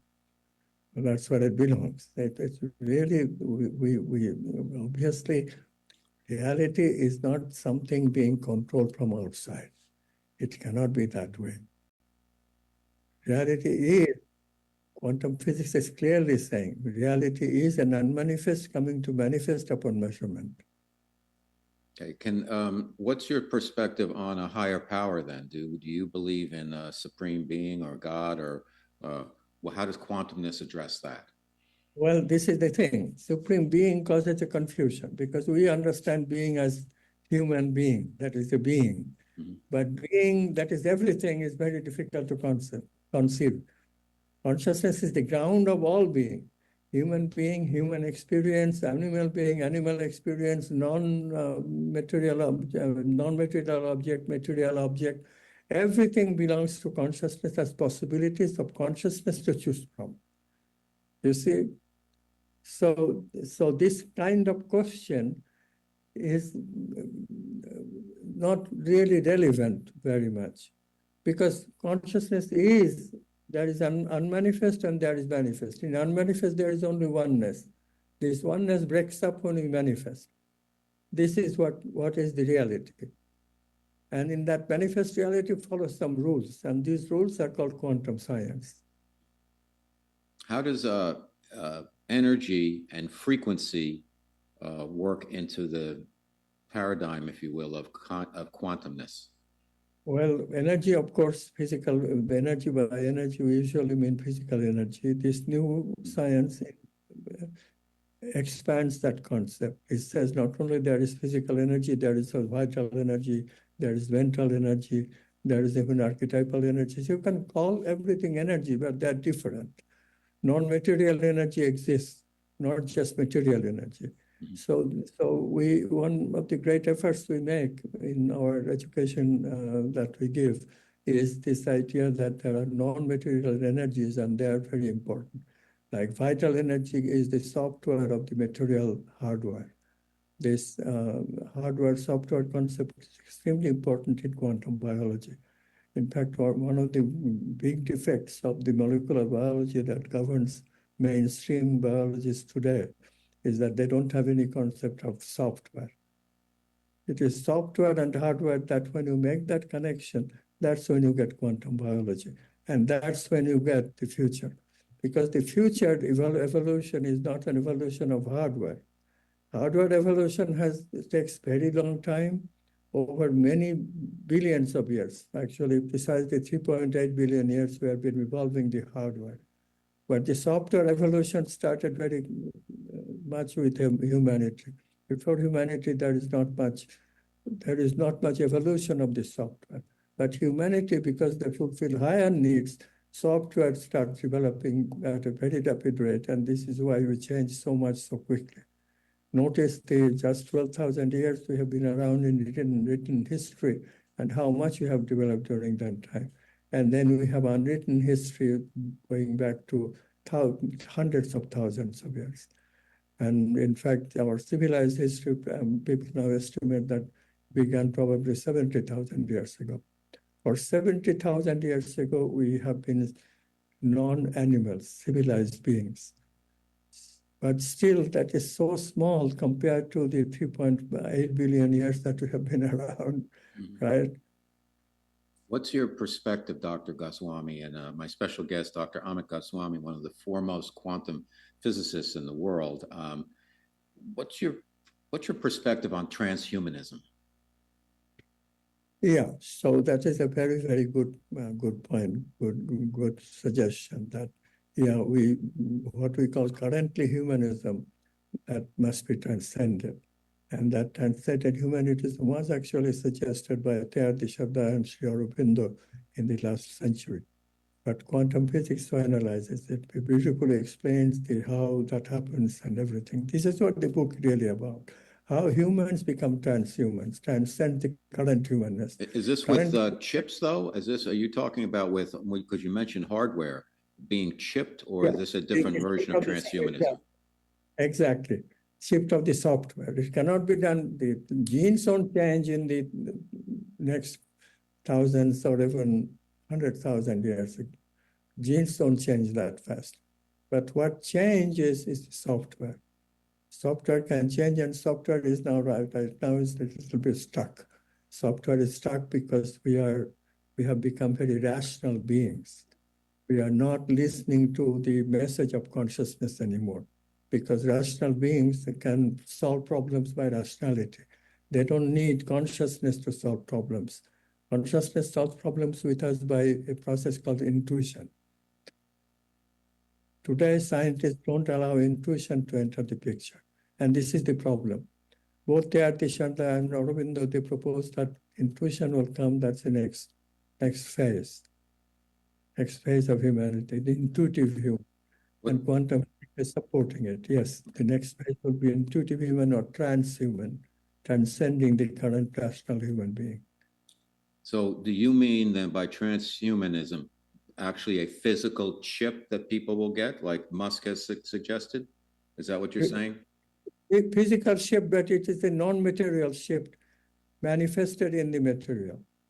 It's a shift is actually non-material in the software, non-material software. So it's in the consciousness. You're not talking about a physical chip being embedded into somebody's brain. Physical chip being embedded in the hardware by the software with the help of the software, and that is what changes our physiology. So our physiology already is changing. Many people have different physiology than others. For example, some people, like many mystics, even many women, they experience the heart. But many other people, they cannot experience heart and love. They experience defensiveness in the heart. They don't experience love in the heart. So many people are very puzzled. How does people talk about love? What is it? But some people are not puzzled. They obviously know what to do, what loves and what one does, and they are obviously loving people. And so the physiology actually has changed in the heart. Right. And similarly, physiology change in the brain, physiology change in the navel, physiology can change. Let me try this the last time, because I want to make sure everybody's clear on your perspective. When I say transhumanism and I say a physical chip, I mean a physical chip being embedded. Are you in favor of this or not? I'm agreeing with you with the more further explanation that the physical chip does not come from physical. It comes from non-physical. Physical shift is guided by non-physical morphogenetic field. Rupert Sheldrake has given the name. Non-physical morphogenetic field guides the physical and changes the physical physiology. Okay. How about AI then? What's your perspective on AI in terms of how it interfaces with quantumness? Artificial intelligence is completely a machine. First of all, it's a machine. It's completely rational. It cannot have intuition by definition. It's just a machinery. So as far as rational things are concerned, step-by-step process of problem solving is concerned, computer can one day beat us. And they're already beating us in certain ways. But they cannot be intuitive. And here is our superiority. We will forever remain superior to the machines because we are conscious and we are intuitive. This intuitive nature is what will lead us to transhumanity someday. And this intuitive nature is what makes us superior to computer. And because computers cannot be conscious, they can never turn itself on. We can always switch it off. We can always pull the plug. What is your perspective on some people now are offering what they call DNA activations? Have you heard of this? Well, I don't first of all understand DNA activation, what has been proposed. It could be the idea that like we have all these strands of DNA and only a couple of them are being activated, and there's a lot more. That would open us up. Yeah. That, but how is going to be activated? The point is the activation of DNA is a quantum process. Okay. And yes, some DNAs are, some parts of the DNA, some of the genes are activated in some organs, and some of the genes are not activated in other organs. It is all true. But it is a quantum process. Quantum science says that it is a quantum process, and that is how the non-material can guide the materials, because it is a quantum process. So if it is not a quantum process, I just do not understand how these people are proposing that there can be this particular shift. Okay. How about dreams? Like there's a lot of areas of spirituality, and I will put actually dreaming in there because you lean on the importance of dreams, and dreams we're in a different conscious state while we're dreaming. Why are our dreams important, and how can the everyday person utilize what's going on in their dreams to make their lives better in the 3D, if you will? Wonderful question, Robert. The waking state can bring us certain things, but they do not bring us intuition very easily. These intuitions come in terms of big dreams, in terms of symbology. This is a discovery that Carl Jung, the famous psychologist, made. This intuition comes in dreams much more easily. These big dreams believe it or not, if you pay attention to dreams, you will find that dreams have meaning, and some of the meanings are archetypal. They go beyond the current context of meaning. A new context of meaning is revealed to you by people see sometimes gods and goddesses. That's, by the way, how people discovered gods and goddesses, those images that many cultures still value. Actually, even in Christianity, there is the angels and such. So archangels, angels, they are kind of gods and goddesses. So what I'm saying is that these images are archetypal images. They really give the context of what we gather by intuition. They're archetypal objects. Intuitions are archetypal objects. And they come to us much more easily through dreams than through waking hours for most people. Of course, once you learn meditating, then intuition becomes a lot easier. My next question was about the importance of, I know you're a big proponent of meditating. I'm a meditator myself. I do TM every day, and it's really helped me a lot, processing a lot of different things. Talk to us about the importance of meditation. And that is what I'm saying, that processing is intuitive processing. The processing that you do, no machine can do. It's only human beings can do. And then this is why you talk this way, you're a loving being, and so forth. All these things are beyond the machine capacity. You also mention in your work, which I love also, affirmations, the power of affirmations. Do they work, and how do they work, and what's the best way to use affirmations for our listeners and viewers? Affirmation should be taken as intention. It is an intention that I start with myself, but then I want it for everybody. And then most importantly, I want my intention or affirmation to be in consonance with the movement of consciousness. This is the most important thing. And consciousness here, I mean the ground of being. I don't mean personal consciousness or ego. I mean the ground of being. Ground of being has a purposive movement that produces evolution. This we already have talked about. This one-way evolution that proceeds, it's a purposive movement of consciousness. Our desires, our affirmations, our intentions must be in consonance with this purposive movement. Then only our intention comes to us. So one of the reasons people don't get intention because they don't do affirmation regularly. They don't affirm their intention. This intention has to be affirmed and bring into line, bring into complete consonance, congruence with the movement of consciousness.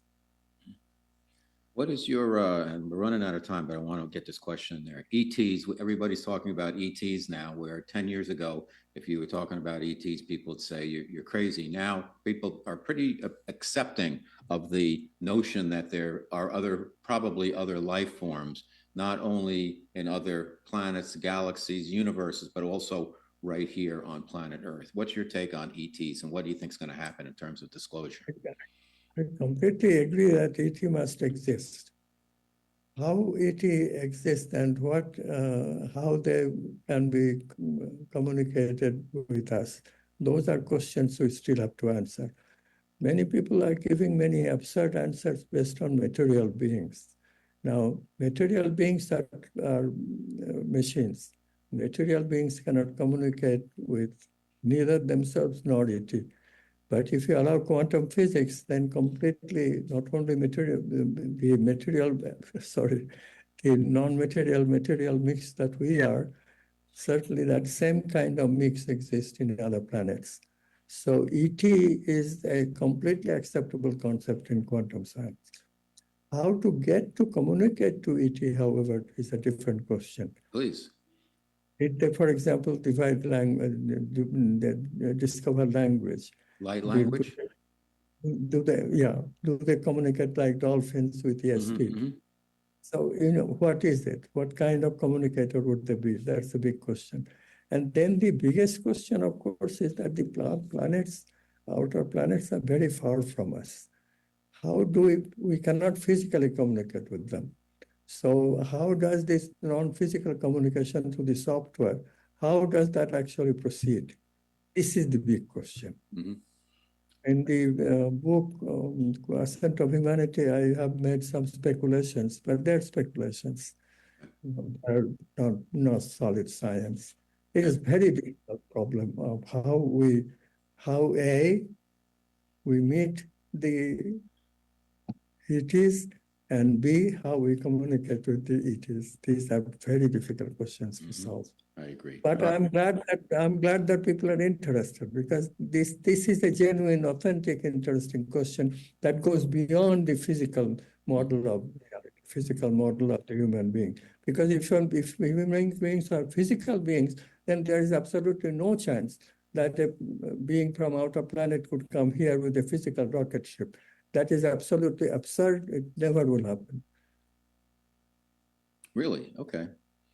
Wouldn't they have to have a ship to get here? Or are you saying it's just like their consciousness?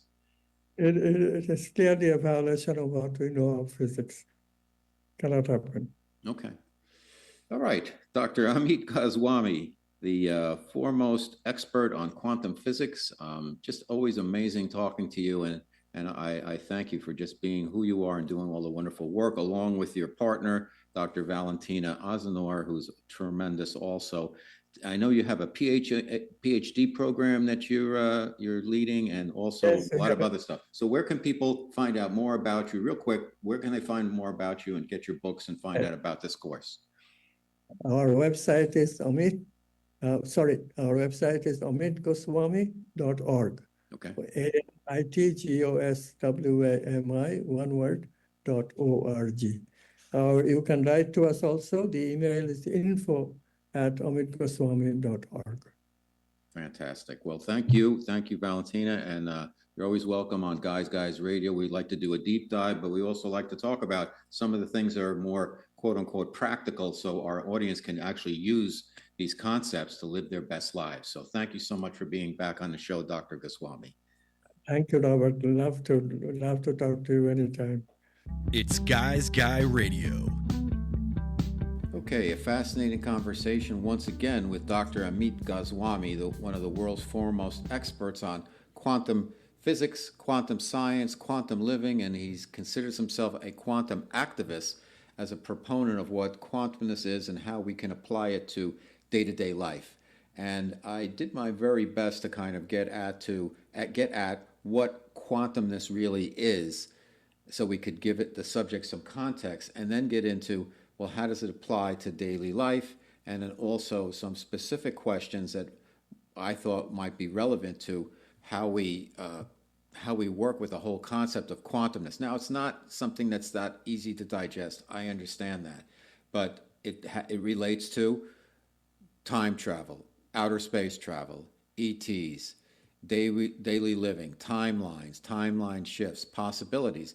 And I was surprised that Dr. Goswami is actually pretty straightforward and pretty conservative when it comes to some of these other concepts like timeline shifts. He didn't kind of, in my opinion, from the conversation, he didn't really buy into timeline shifts. He didn't buy into the idea that ETs could travel from far away to get here, yet he believed that there are ETs, and maybe that there are ETs already here on Earth. When I surfaced this topic of, do you think they could come out of the Earth, he didn't really respond to that in a way that was either yes or no. But he's very, I don't want to be conservative. I don't want to say conservative, but kind of common sense about everything. And, his feeling on the ETs was it would take them so long to get here that it's physically, scientifically impossible to have beings in universes so far away to get here. But yet, when you think about it, eventually they could get here. And maybe when they get here, it's not like they just left. Maybe they did leave thousands of years ago to get here, and we're just receiving them now. I don't know, but there's so much going on with that. But we touched on a lot of other areas about quantumness, and hopefully it made some sense for you. I would suggest you do your own research on what quantum physics is, what the possibilities are, and how it relates to our day-to-day lives, because it's really fascinating stuff, and the concept and the construct of quantumness is not going away anytime soon. Okay, Guys Radio, we're here for you each and every week beginning on Wednesday evenings at 8 p.m. Pacific Time on KCAA Radio in Southern California, 106.5 FM, 1050 AM. The show rebroadcasts Saturdays at 8 p.m. and Sunday at 7 p.m. So 3 nights a week in prime time on terrestrial radio KCAA in Southern California. You can listen live, you can stream, you can download because they have an app, they're online. You can go to their website, wherever you want to consume the show. Speaking of which, our podcast of Guys Radio is a global phenomenon. We're available in over 100 countries where we've been downloaded. We're on all the major platforms, Apple, Audible, iHeart, Spotify, the list goes on and on. So wherever you consume your podcast, you should be able to find Guys Radio. If you like to watch the show, you want to watch the interviews with my special guests each and every week, go to Guys Radio on YouTube and Rumble, and you can simply watch the video portion of the show. We're also on UK Health Radio, where I'm a featured presenter 4 times weekly on the world's largest health talk station around the globe. It's called UK Health Radio. I'm on Friday, Saturday, Sunday, Monday, and on demand. So all you have to do is, it's digital, so just go on your computer or on your phone, go to the website, and you'll find UK Health Radio and Guys Radio. I also write a column for UK Health Radio's Digital Health Triangle magazine, which is a monthly publication that's digital.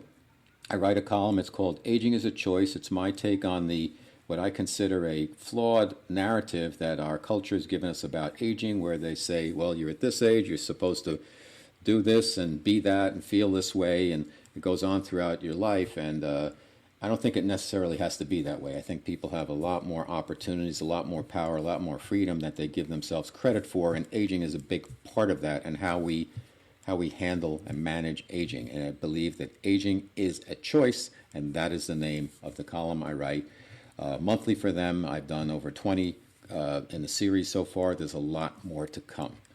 Now, a lot of those articles also show up on my website, robertmanni, MANNI.com. I've got over 300 blog posts about life, love, the pursuit of happiness, all the big topics we cover here on Guys Radio every week. And while you're there on my website, you can download 3 free chapters of my novel, The Guys Guide to Love, which is really the source material for everything Guys Guy. It's about 2 guys in advertising competing for love, sex, power, and money. It's been called the men's successor to Sex and the City by iconic author Dan Wakefield, and it's a sexy romp through the fast-moving, high-stake world of Madison Avenue advertising. It's fast, it's fun, it's frothy, it's sexy. I think you'll enjoy it. Again, 3 free chapters, and then you can pick up the physical copy if you're digging it, or the digital copy. So what do we do here on Guys Radio? We're here for you every week to help you live your best life. I've interviewed 750 plus guests from all areas of life. These are thought leaders from all around the globe, whether it be celebrity, sports, New York Times best-selling authors, metaphysical teachers, alternative health, diet, fitness, all kinds of stuff to help you live your best life. You learn, I learn, we learn together. I qualify the guests. They have to be able to be entertaining and bring some new information for us to consider. And I ask the questions that I think you'd want me to ask these guests. So thanks for your support for Guys Radio. If you enjoy the guests and content I bring you each and every week, please subscribe to our platforms and channels. Thank you for listening to Guys Radio. We'll be back next week with a brand new episode. And until then, like I always say, guys, finish first.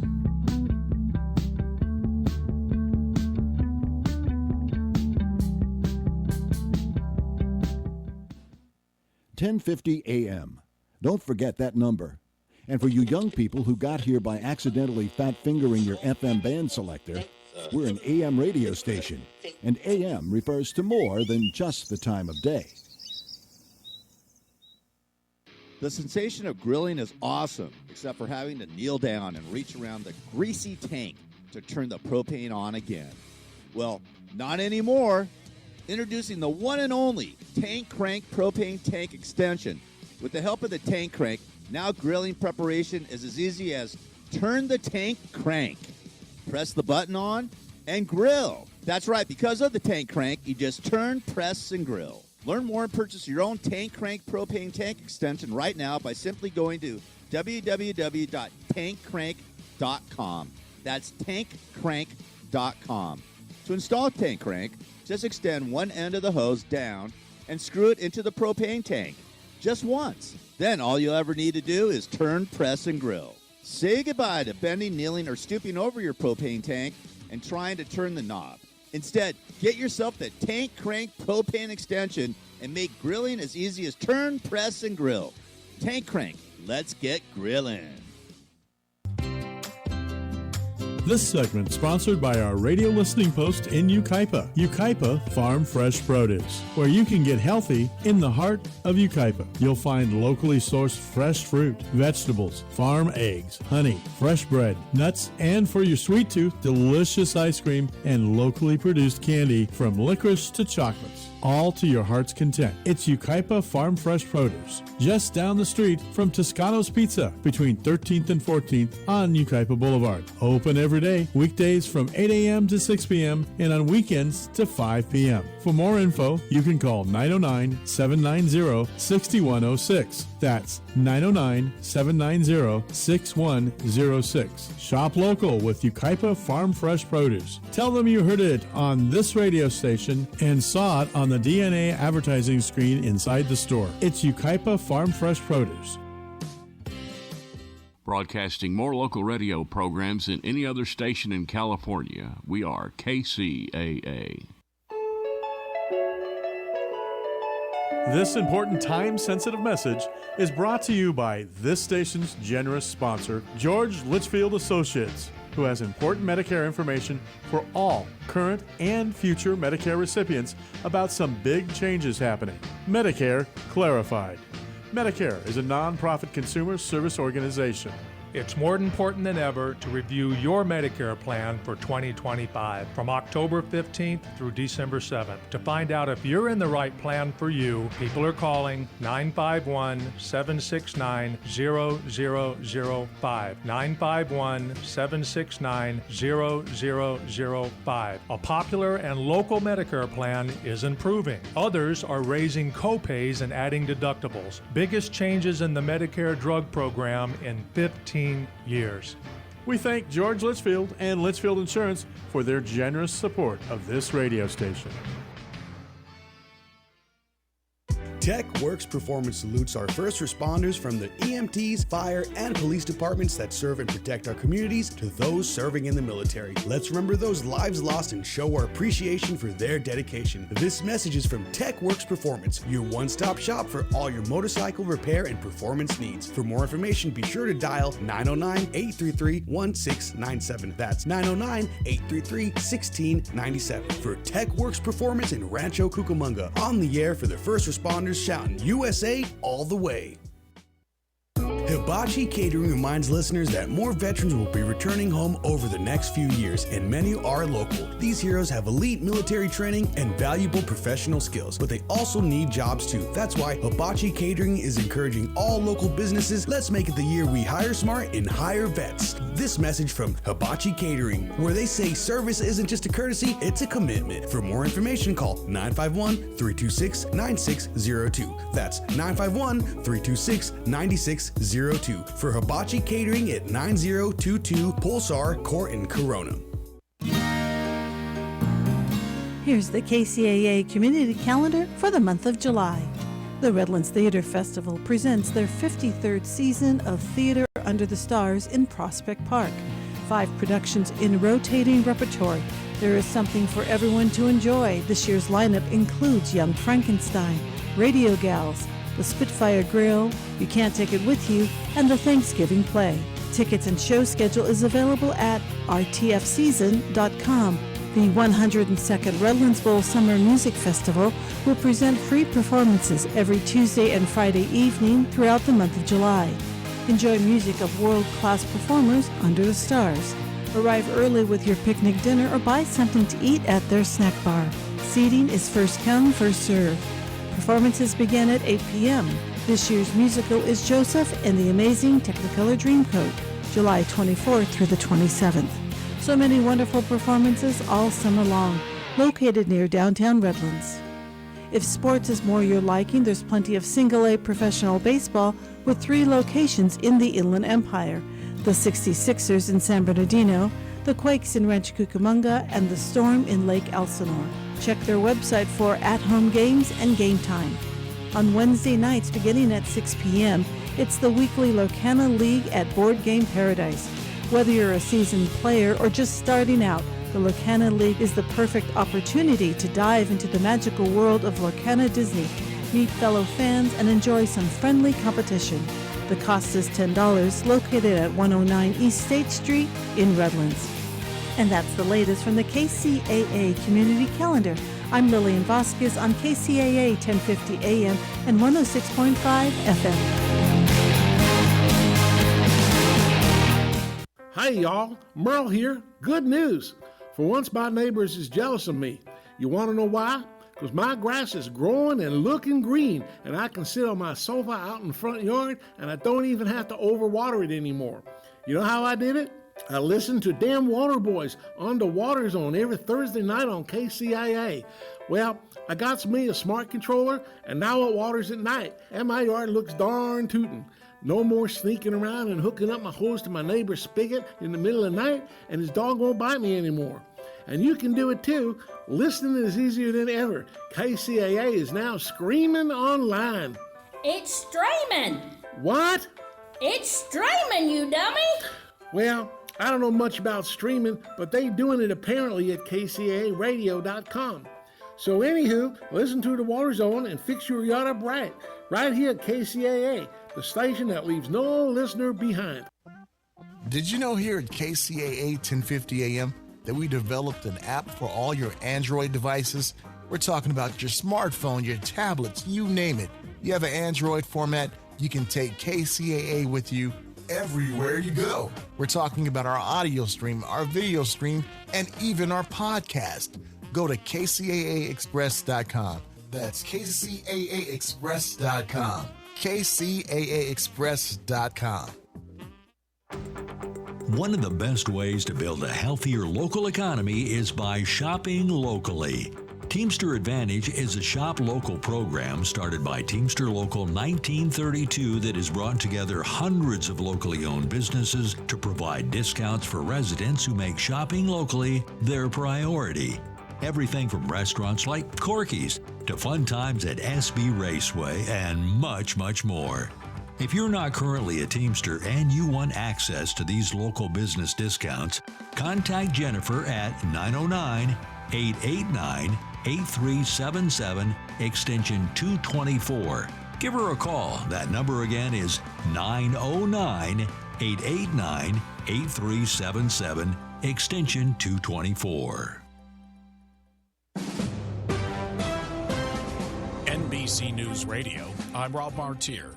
President Trump says lawmakers calling for the release of the Epstein files are troublemakers. The president made the comment on Truth Social after the Justice Department asked federal judges to unseal grand jury testimony in the criminal case against convicted sex offender Jeffrey Epstein. Trump wrote, quote, "Even if the court gave its full and unwavering approval, nothing will be good enough for the troublemakers and radical left lunatics making the request." The comment also comes a day after the president sued the Wall Street Journal for revealing a letter Trump reportedly wrote to Epstein. Officials in Texas say 3 people are still missing after catastrophic flooding near San Antonio. Officials in Kerr County say many of the 100 people reported missing have been found and are confirmed safe, but there are still 3 who are unaccounted for. County officials say search and recovery efforts will continue